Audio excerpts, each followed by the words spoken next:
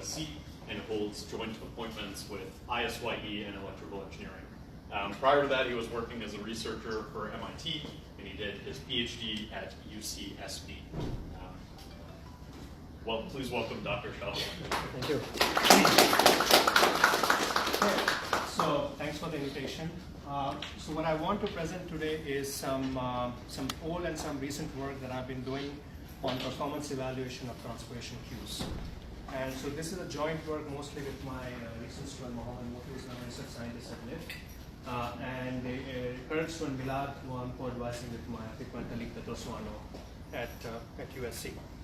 So this talk is really about modeling transportation queues in some canonical settings and using those models for performance evaluation, right? So I'm sure many of us know what a queuing system is, but at the basic level, there are two components of a queuing system, right? So there's a notion of jobs, which are arriving in an online manner, generated in a dynamic fashion, and each job needs to be worked upon by the server, right? So queuing system, there are two main concepts, that of jobs and that of server, okay?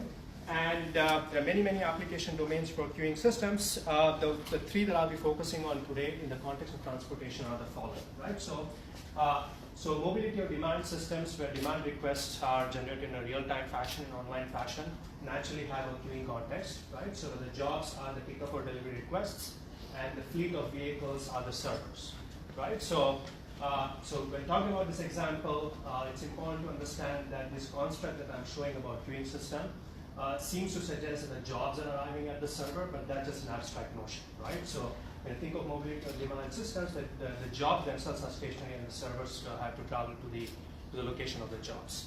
So going towards signalized intersection, the jobs are the vehicles which are arriving to the server, which is the signalized intersection, which is going to provide service to the vehicles. The notion of service here is to give them green, right? And then finally, we're also talking about freeway as a queuing system, perhaps with connected autonomous vehicles in them. And the vehicles themselves will be the jobs, and the freeway infrastructure will act as a server, where the notion of service is to get the vehicles from point A to point B. Right? So this is the abstract construct that I'll be talking about. I want to emphasize that the notion of service here is really an algorithmic notion, right? So you could decide the order in which you are going to service the demands, you could decide the speeds, for example, you could decide the traffic signal control policy at the intersection. So the notion of service itself is kind of controlled. But in this talk, I'm not going to focus so much on the control aspect. So this talk is about performance evaluation for a given specification of the service paradigm, right? Although some elements of control will be kind of implicit. All right.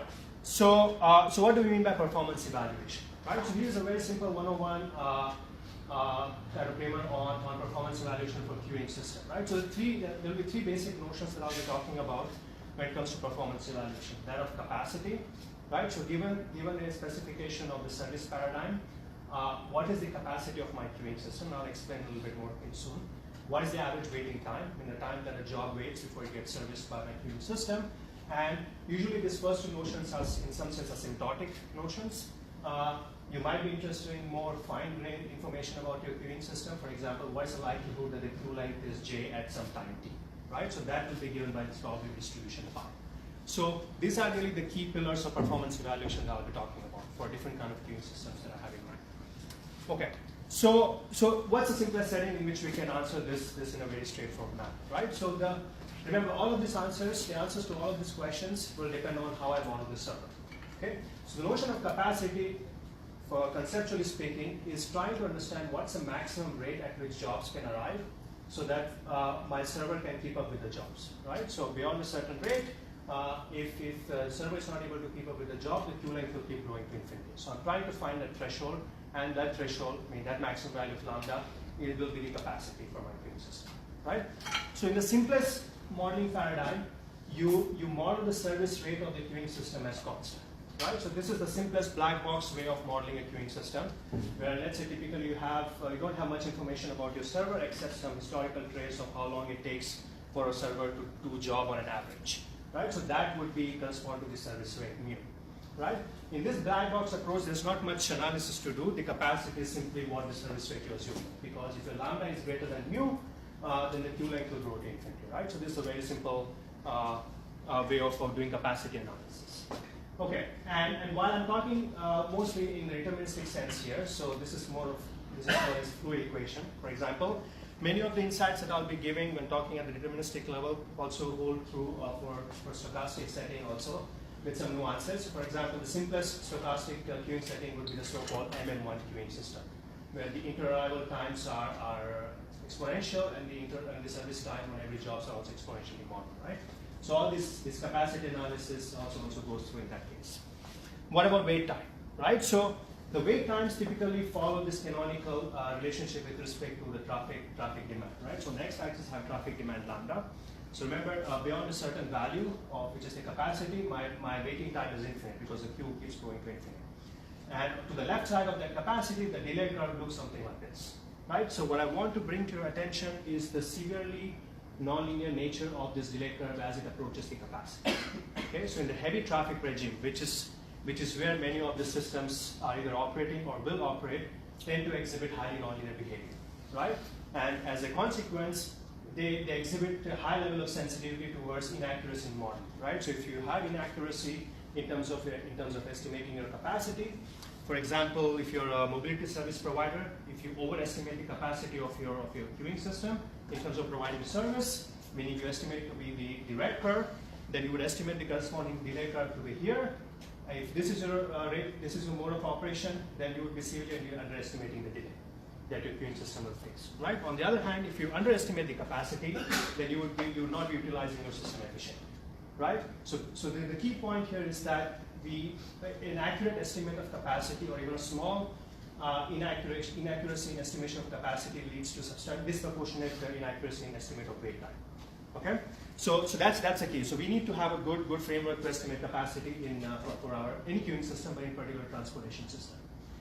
And overall, our ability to accurately model or evaluate the capacity will really depend on how we model the server. Okay, the simplest one is what I described here. But what I'm going to argue now is that this simple way of modeling a queuing system is too simplistic, and I'm going to illustrate through examples, right? In practice, as I'll explain for examples, the service rate of a system is not typically constant, right? So it's time varying at the least, and moreover, these time variations could be explained through some internal state dependence of your queuing system. Okay? So this variation is not just because of stochasticity, but there is some determinism part also in this variation. Okay, so let me give an example now to illustrate this. So let's take the example of this mobility on demand system. So what's the notion of service rate here, right? So the service rate, again, is the rate at which I'm able to service the tasks, right? So in a typical delivery service, for example, you have autonomous vehicles which are to visit a bunch of points, right? So the average distance that they have to travel between successive points is an indicator of the service rate, right? Now, the closer, the higher the density of the tasks, the faster they will be able to service the task. So clearly there's a dependence of the service rate on the state of the system. The state of the system here is the density, right? So service rate being constant is not a good approximation for this kind of queuing system. Okay? When it comes to signalized intersection, by definition, my server, right? So if you focus on any given link approaching this intersection, it goes through this on and off stage. Again, some kind of time variation of your service, right? And interestingly, even for a freeway system, there is a state dependence, right? So perhaps it's not obvious. Let me explain a very nice queuing interpretation of a freeway system, right? So I mentioned a few minutes ago that the vehicles are jobs and the road infrastructure is acting like a server, right? So the rate of service of each individual vehicle is equal to its speed. It's equal to its instantaneous speed, because the service that each job is demanding from the system is to go from point A to point B. The rate at which it is doing its job is the rate at which it's moving, and that's its speed, right? So the total service rate offered by the system is equal to the sum of the speeds of the vehicles, right? And that clearly depends on the congestion level. It's not constant, right? So again, the state dependence.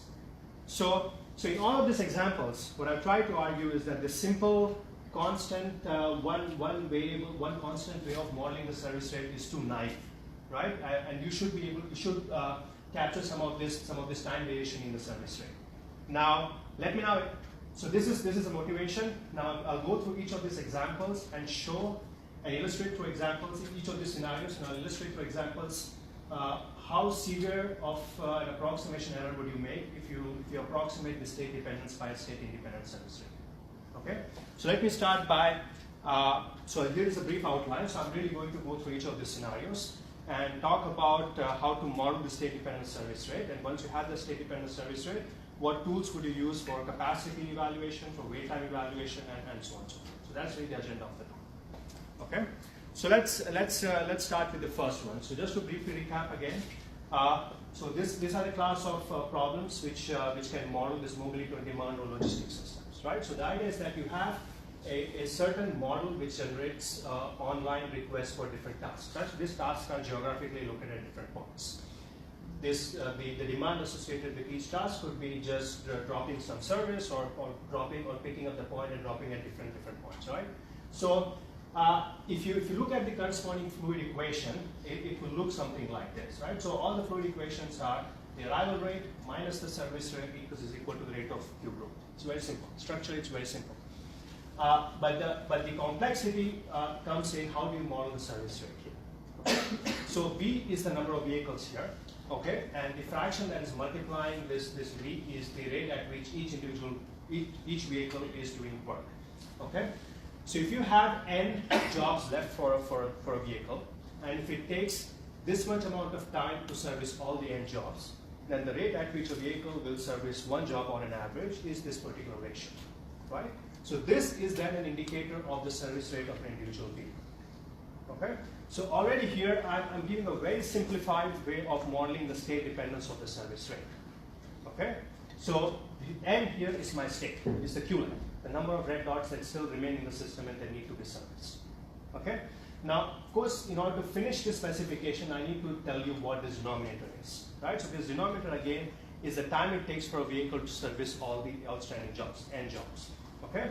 Now, you would expect the vehicle to do that in the fastest possible manner, right? And that naturally relates to the so-called problem of the traveling salesperson problem, right? So, what the traveling salesperson problem says that if you have n jobs remaining in a Euclidean plane, right, what's the shortest path you could take to service all the jobs, okay?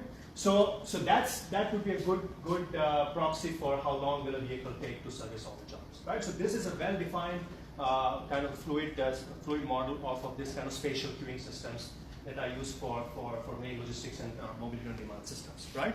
Now, interestingly, if this particular term in the denominator, okay, grows sublinearly with respect to n, okay? So for example, let's say it's square root of n. If you plug that thing here, so I have n over square root of n, I get square root of n. This fraction evaluates to square root of n, right? So just think. So I have service rate now, which is increasing with the Q length. So an implication is, as the Q length keeps increasing, my service rate also keeps increasing, and therefore there is a natural self-stabilizing property in the system, and my Q length will never become unbounded, no matter what my arrival rate is. So the implication is, if this denominator, right, which really depends upon the vehicle model and whatnot, is strictly sublinear with respect to n, then my system has a self-stabilizing property. In other words, my capacity of my system will be unbound.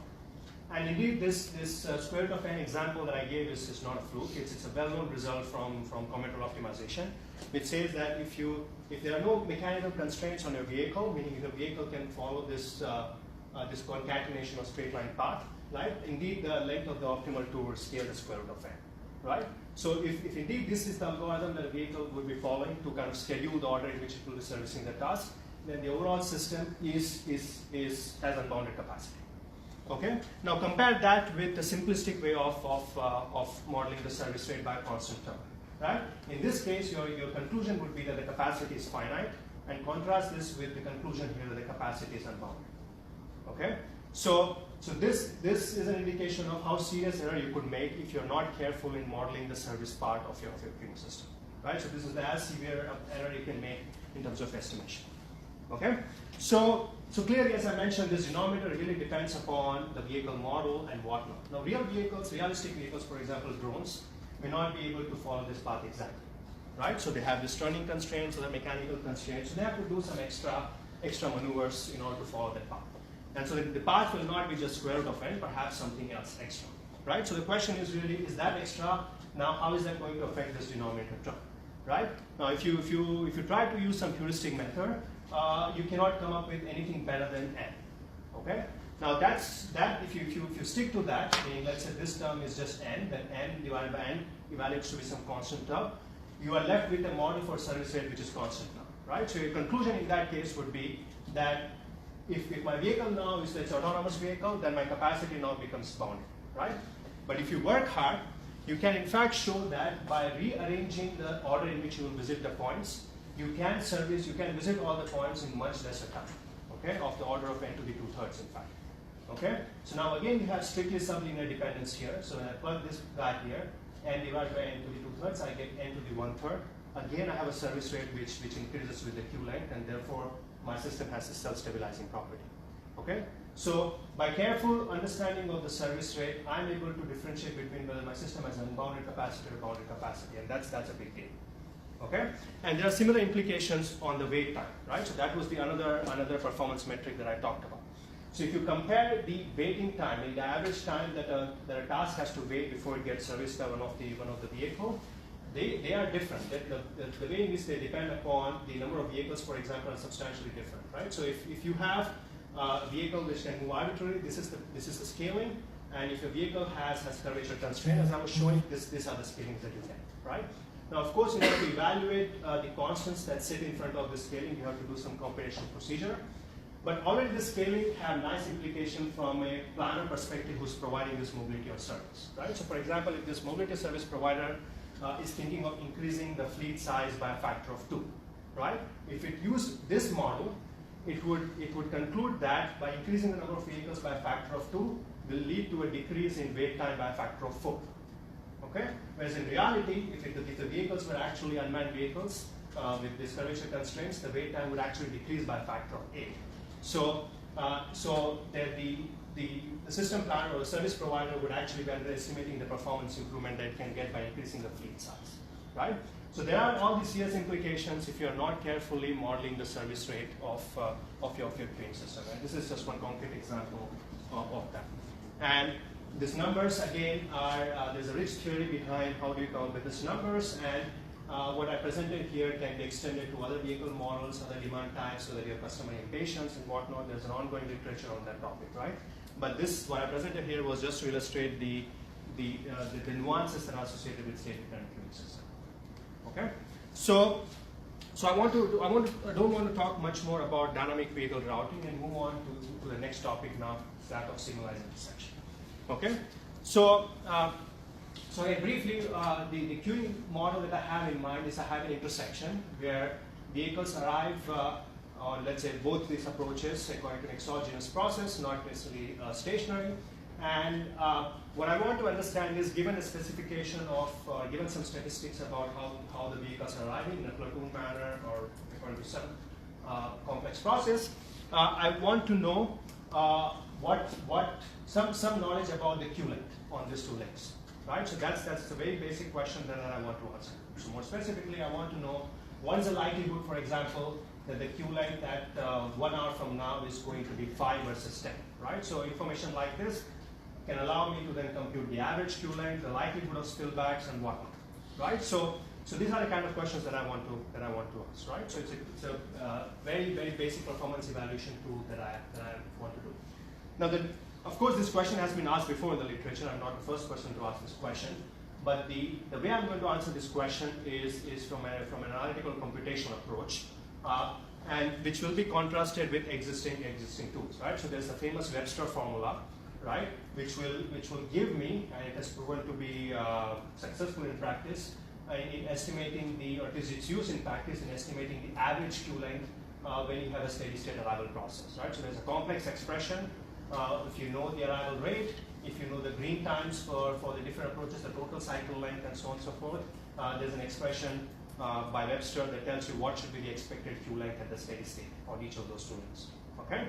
Now that expression or that approach is not completely analytical, right? It's a little bit of a black box. It's partial analytical and partially a bit calibration, based on calibration. So the analytical part tries to model this queuing system as some kind of an MD1 queue, and what it cannot explain with the MD1 queue, it just calibrates based on data, right? And there are other approaches also to kind of estimate some kind of queue length. And of course, the ultimate tool is to do simulate, just do extensive simulation and come up with this kind of statistics that you want. So what I'm going to suggest now is a computational / analytical approach right, that will in fact be able to match exactly with its existing tools.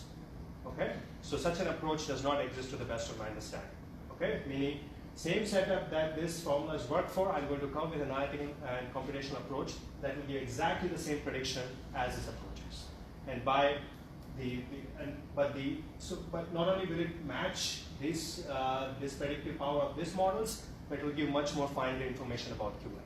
Okay, and the idea is that if I have such a tool at hand, I could perhaps use it for performance evaluation in more complex scenario in future when I might have more complex intersection management scenarios.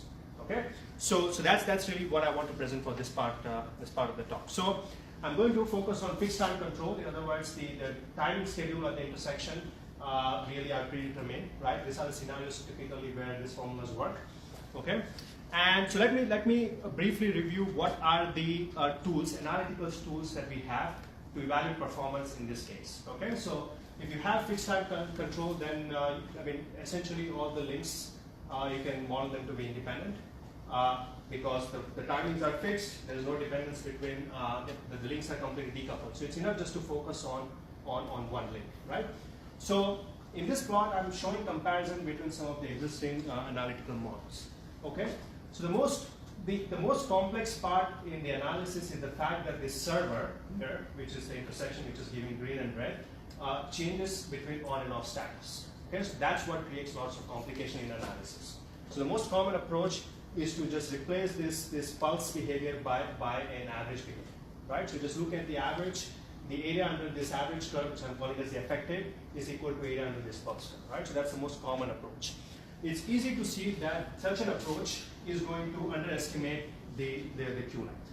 Okay, so even though on an average the server gives the same amount of green, but the Q length is going to be severely underestimated under such a model, and that's kind of explained under. So blue is the one when under this one, and the on-off model is the red one.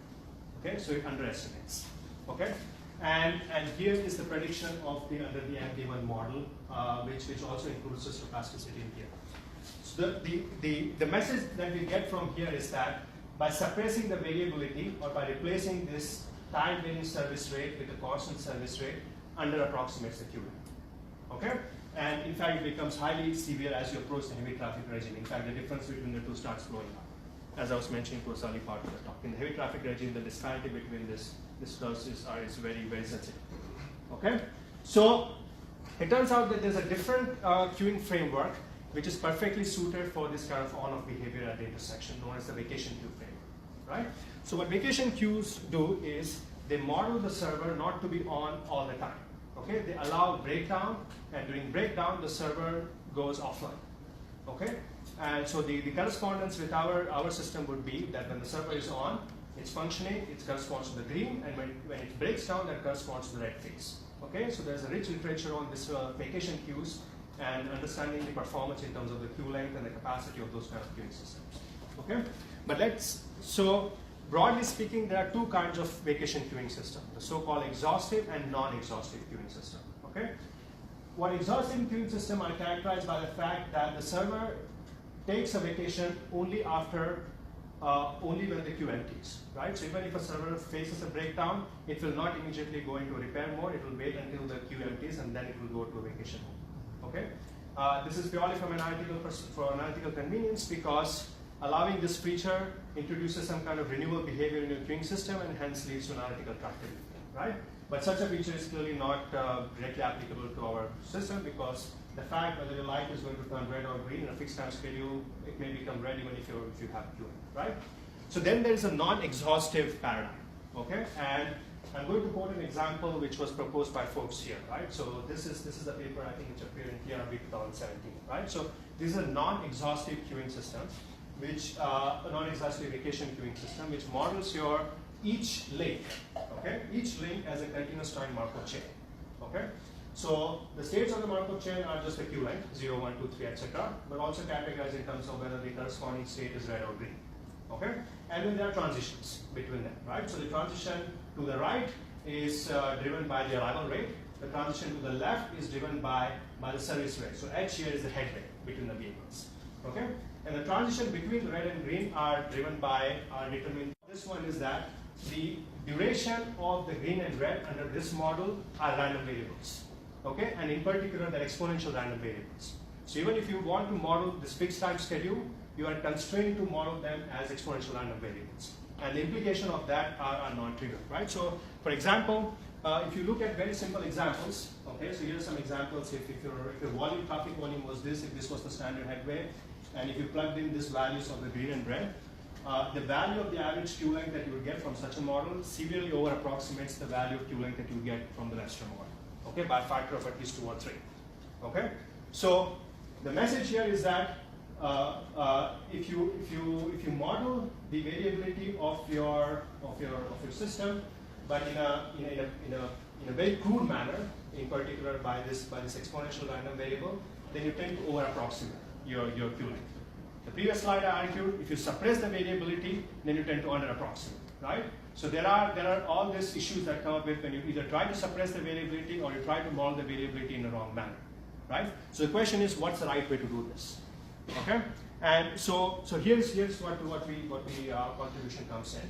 So we kind of move away from that framework where all these transitions are supposed to be this Markovian, right? So we have a model, a simple extension of the previous one, where you let the red evolve for a fixed amount of time, and then it transitions to the green, and within the red and green, you evolve according to the Markov chain idea that I showed before. Okay, now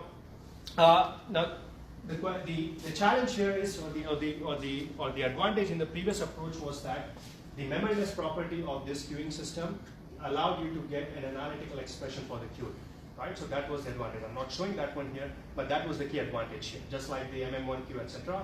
For this kind of queuing system, you get an analytical expression, which you lose as soon as you move away from this memoryless property, right? So what we will resort to is more of a computational approach. Okay, so meaning if I start with some queue length or some distribution of queue length at time t equal to 0, how am I going to compute this distribution of queue length at arbitrary time in the future? Okay, and what I'm going to argue is that I'm going to describe the computational approach, but while I'm describing that, I'm going to argue that it's fairly tractable.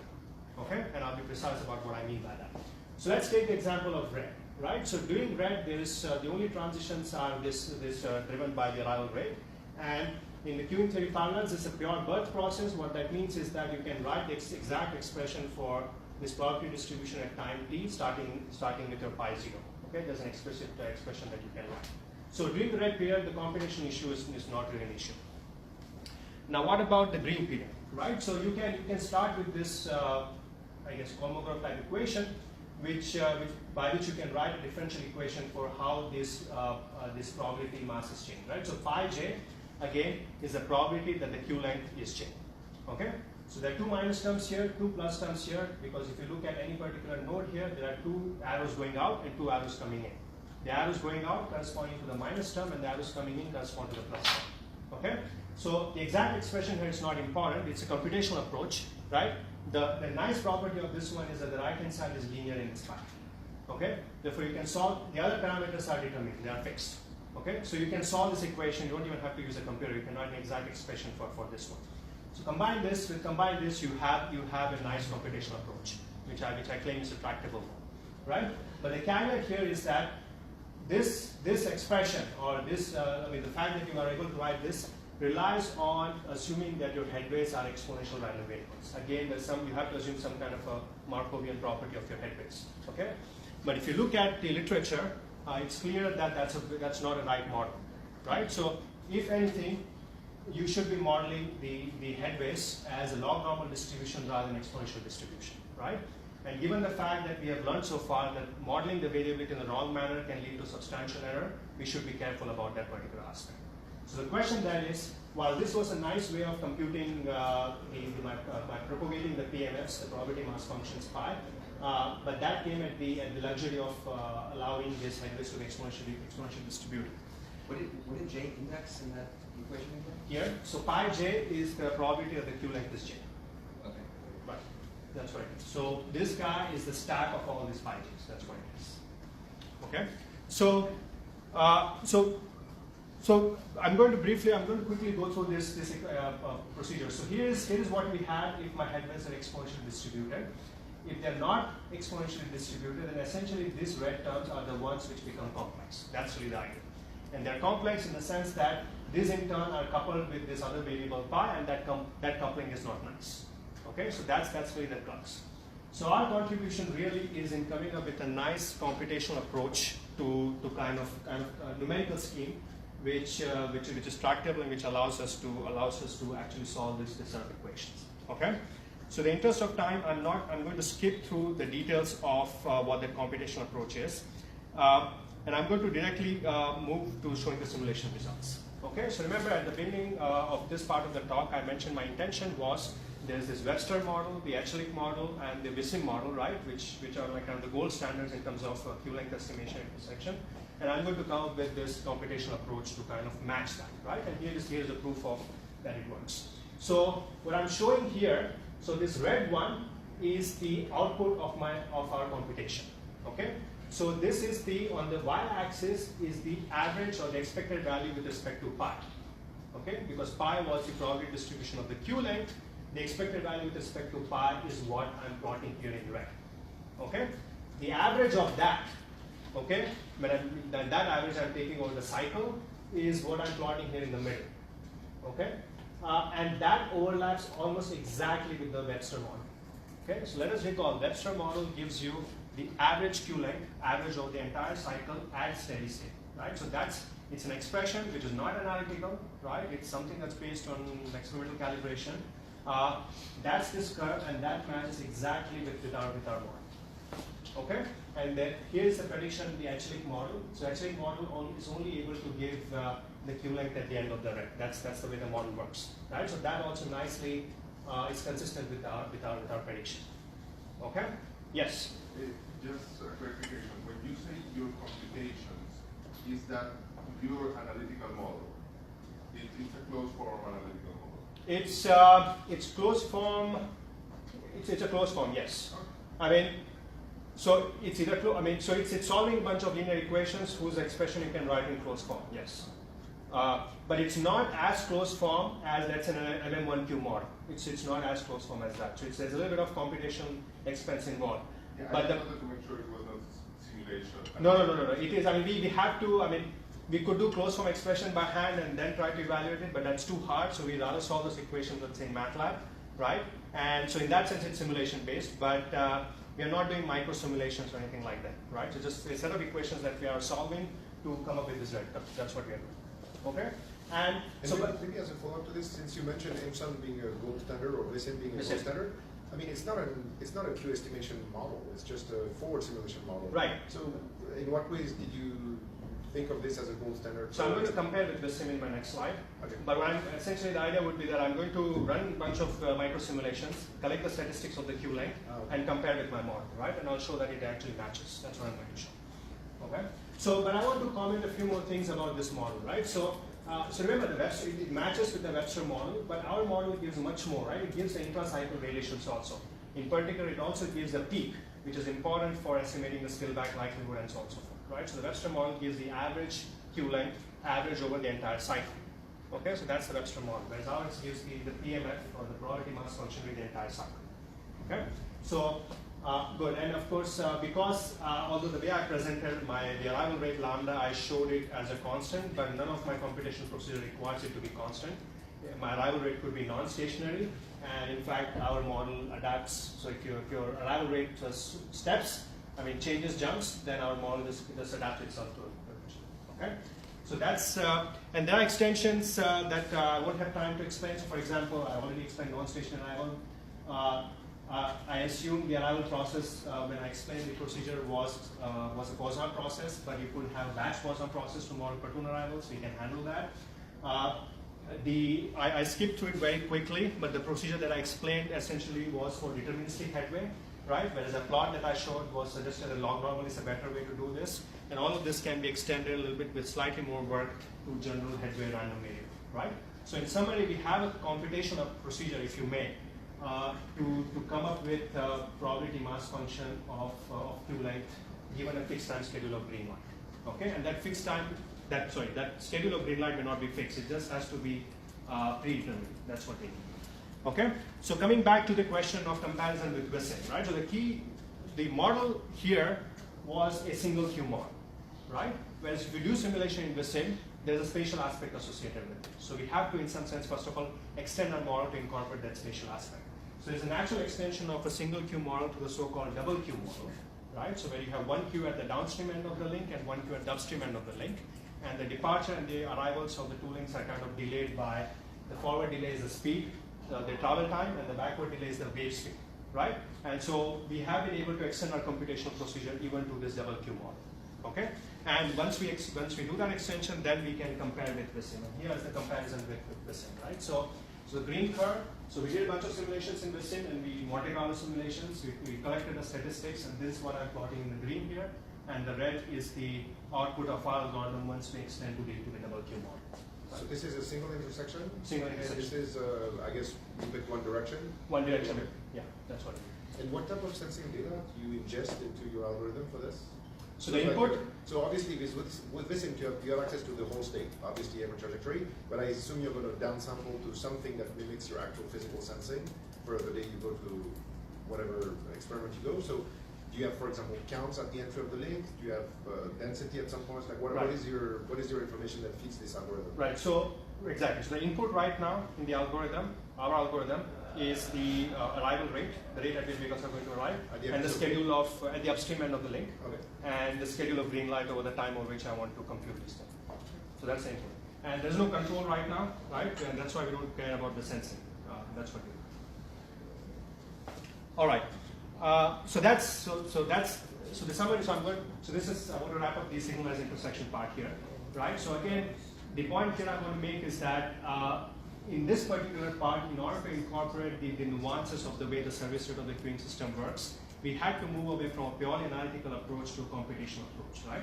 And yet, I glanced over it very quickly, but it was tractable. I mean, all the equations were linear, and you could solve them very, very, very quickly.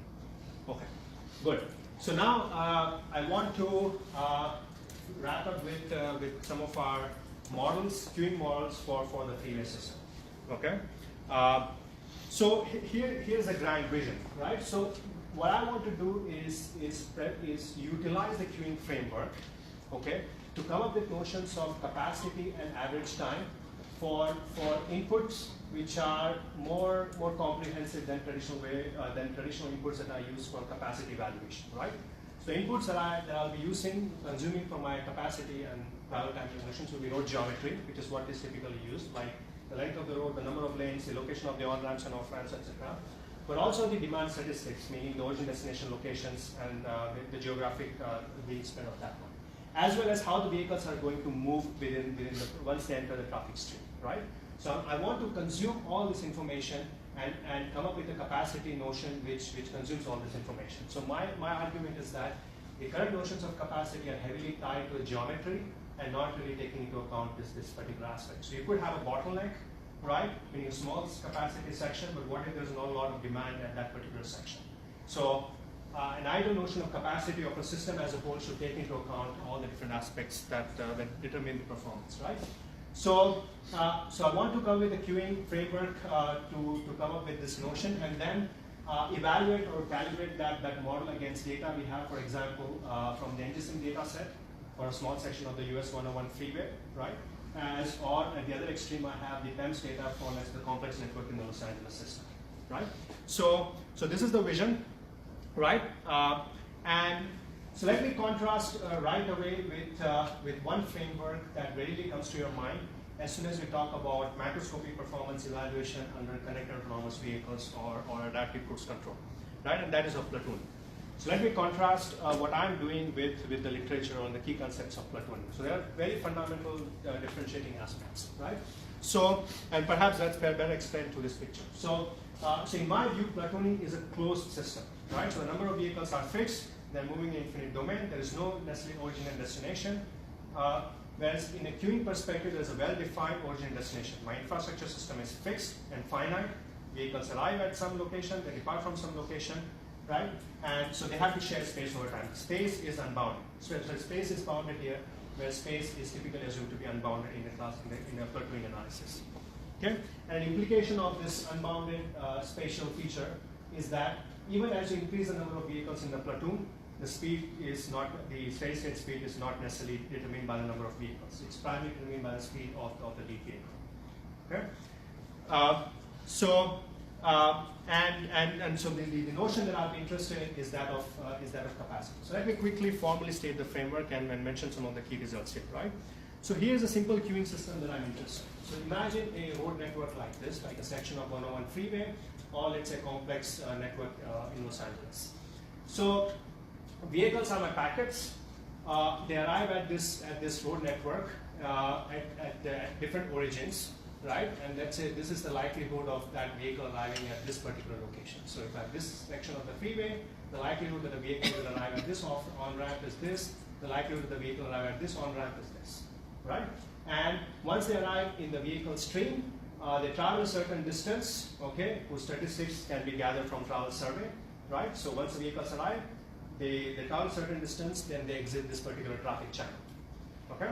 And so what I'm interested in, subject to this origin destination profile, I want to understand what's the maximum traffic volume that this system can sustain, okay? So this is the relative likelihood of vehicles joining the traffic stream at different location.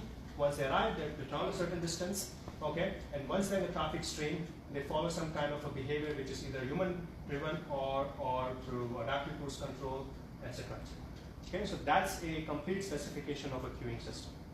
Okay, for this queuing system, I want to know what's the maximum traffic volume that the system can handle. That is, what's the maximum volume beyond which the queue length, that is the congestion, will keep going to infinity. Okay, so that's the question I want to ask. Or differently, I want to know what's the capacity of this queuing system, and correspondingly, what's the average travel time for these specifications. Once I have this forward understanding, meaning for given input, what are these values, I can then ask the natural planning level questions as to if I want to increase the capacity, what changes can I make in the CAD, what changes can I make in the travel demand pattern, etc., so that to affect the capacity in the right manner. Okay, but here is the forward performance evaluation step that I want to do. So, so let me first start with the natural extension of the platooning towards the queuing step, which is let's now think of platooning over the bounded space, okay, and then bring in the arrival and departure. Okay, so the natural setting for bounded space is circle, right? So imagine the vehicles platooning over the circle. So the key here is circle is just a proxy for some bounded domain here, right? So you could have an arbitrary shape trajectory, that's fine. The key here is to have a bounded spatial domain. Okay, and I want to understand that each vehicle, let's say, is modeled identically, and I'm going to look at two different vehicle dynamics, starting with first very toy example. Let's say first order vehicle dynamic like this. Okay, and the question I want to ask is, if every vehicle follows this dynamics, okay, what will the system eventually look like? What will the speed of the system of each vehicle look like? What will the spacings, and so on and so forth? And it's perhaps intuitive, and in fact it's true that all the vehicles will space themselves equally. Okay, but interestingly, the speed of each vehicle will also become equal. But this steady state value now captures the effect of congestion, which again the platooning or unbounded domain was not able to capture. Okay, now because you have a bounded space, the steady state speed of the vehicles will decrease with the number of vehicles. Okay, so it's a simple model that already allows you to capture intuitive behavior using simple modeling fit. Right, now this is for an academic first order example, but similar things also hold true when you look at more realistic vehicle dynamics. So here's a simple vehicle, vehicle dynamics, which is a famous one that's, for example, used in a paper by Petroswan on adaptive cruise control. Okay, so in this paper they studied this adaptive cruise control on an unbounded domain. So, and what we're asking is, what if we did the same thing on a circle? What would the system asymptotically look like? Okay, and in fact, what we show is exactly similar result. Okay, that yes, the spacings will become equal, and asymptotically the speeds of the vehicle will show an effect of congestion also. Okay, and these things are, I mean, the problems by themselves are very interesting, right? So if you have to understand how do you prove this kind of results, right? So for the linear case, so this becomes a linear case, and for m equal to 1 it's a linear case. If you write down the corresponding state space equation, the state space matrix has a nice pattern. It's so-called block circular matrix, but the blocks themselves are not symmetric. Okay, because of these complex errors, and yet you are able to show some nice properties for this one. And for the nonlinear version here, meaning when m is not equal to 1, there's a very natural Lyapunov function that allows you to prove this kind of property, right? And to think of for a second that the perimeter of the circle is 1, okay? And if you stack the distance, inter-vehicle distances, it's a probability vector because it adds up to 1. Each quantity is non-zero. And I know the steady state is 1 over n. So if I look at the Kullback-Leibler distance from an arbitrary inter-vehicle distance to the steady state, it turns out that it serves as a good Lyapunov function for this dynamics and allows you to prove this property. So what assumptions do you have to make on B and alpha for this? So nothing, because U is going to kind of cancel them through the feedback linearization thing, right? So it's going to cancel out, and there's a free term which is going to design based on the constant headway policy. Okay, so I know I'm running out of time, so I'm going to speed up. So this was without the queuing effect. Okay, now we can introduce queuing effect, meaning instead of vehicles just moving around the circle, let them enter and exit the circle, right? And again, we see very interesting behavior here. Okay, and I make one observation before wrapping up here. So if I go back to my first order vehicle dynamics, if I look at the maximum volume that my system can handle, right? If I look at that as versus this parameter m, so m has to be understood in terms of the aggressiveness of the driving. The smaller the value of m, the more aggressive the driving is. The larger the value of m, the more passive driving is. What you see is a nice phase transition, right? So there's a value of m on the left-hand side of which the throughput of the system suddenly increases. Okay? And a quick intuition is the following. So let's remember from the previous slide that the steady state speeds were n to the minus n. That's for one vehicle. So the total service rate of my system is the service rate associated with one vehicle times the number of vehicles. That's n times n to the power minus n. That's n to the 1 minus n. Okay? When n is less than 1, this exponent is positive. So I again have a self-stabilizing property to my queuing system, similar to the DVR example that I was showing in the early part of my talk. Whereas when m is greater than 1, the exponent becomes negative, which means that as the queue length increases, the service rate of the system keeps decreasing. So beyond a certain point, you will have a condition effect. Okay? So this non-linearity it gives this nice kind of phase transition. We have not been able to reproduce that for the second order model because we are doing feedback linearization so far, right? So that work is ongoing to kind of look at other ways of non-linearizing, I guess, in some sense, the vehicle dynamics. So I'm going to stop here and kind of wrap up with the conclusion part. So this slide, I really had discussion on how some of this queuing analysis we have also kind of compared with the NGSIM data set to kind of do kind of sanity check all the waiting time and the capacity calculations that we did. We compared with the NGSIM data set, and it's not too bad, right? So at least we're in the right direction to begin with. Okay, so let me wrap up by making a few concluding remarks, saying that I hope I was able to convince that. I mean, in general, I do think state-dependent queues are very, very interesting framework. By definition, they are generalization of traditional queuing system. But when it comes to transportation queues, they, at least in my opinion, they have proven to be quite useful and quite necessary. Okay? And the notion of service itself, although I did not really focus that much in this talk, is controlled. Right? So there's a lot of algorithmic work in order to optimize the service rate itself. Right? So in this talk, I assumed that to be given and did the performance evaluation for a given service model. But there's a lot to be done in terms of optimizing the service rate itself. So queuing theory can give us more than just capacity and wait time. Right? So that's the simplest answer that we can get at the macroscopic level. There's this nice, beautiful machinery of fluid limit, right? Which is really a glorified averaging principle that allows you to take this microscopic specification into the macroscopic one. Right? So there's this notion of measure valued state descriptor from process sharing queue. So imagine these are the locations of the vehicles. The fluid limit machinery will prescribe you the averaging principle under which this, in appropriate limit sense, will correspond to the notion of traffic density in your microscopic model. And in fact, there are examples in the literature under which this fluid limit gives you a PD model at the macroscopic scale. So that's a good indicator that perhaps this is the technique we should, the direction we should pursue if you want a rigorous way of deriving macroscopic models from microscopic specification. Right? And these microscopic models are going to be useful for other purposes, for doing routing, ramp metering, variable speed limit, and other kind of control at the microscopic scale. Right? Something that I've also worked on, and I can give a whole other talk on that particular topic.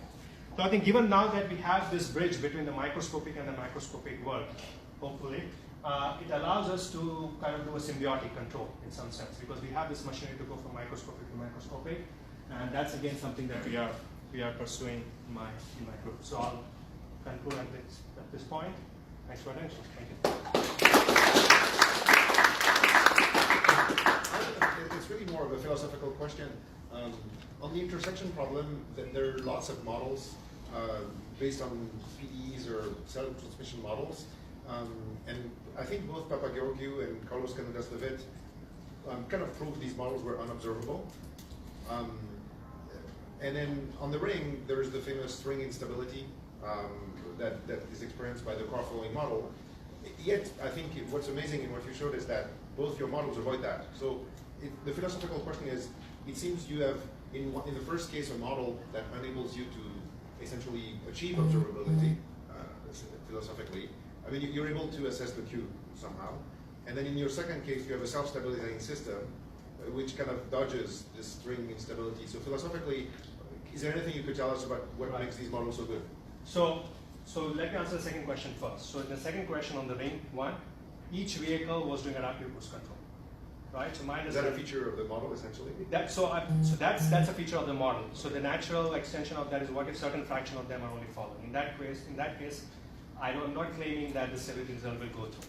Right? So this is only when all the vehicles are identical and following exactly the same control law. Now going back to your first example, I think it's observable because I'm assuming my lambda to be no. Right? There's a well-defined model with a well-defined input, and so there's not much unobservable remaining. I think if I didn't know lambda, which is really a big assumption that I'm saying, I assume the traffic volume that's coming from upstream, then there are observability issues. So yes. So I'm certain. I mean, our model is not there yet. I mean, we're assuming we know the flow coming from upstream.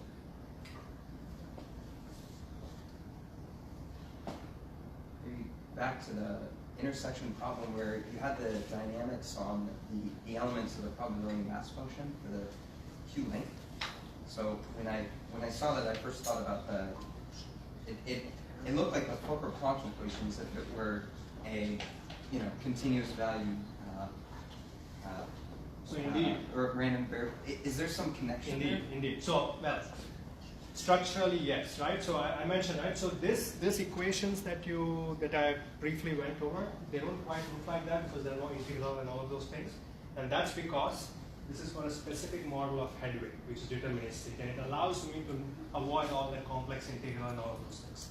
I mentioned that's why I guess strategically I had just one bullet here saying that if I have a headway which is not deterministic, that's a log normal, then those things will appear.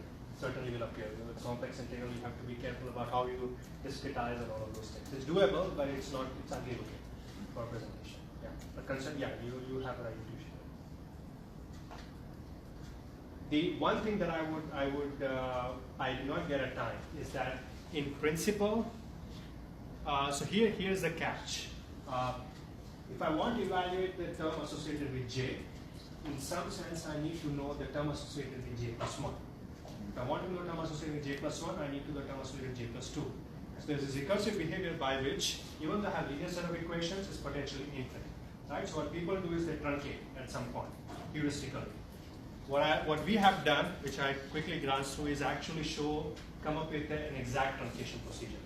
So you have a linear set of equations which are finite dimensional and all that goes through. Right? So there are nuances which I think and that's why I claim they're attractive. If they're infinite dimensional and yet linear, who cares?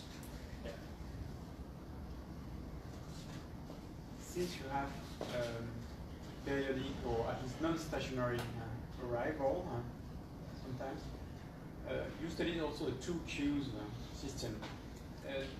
Do you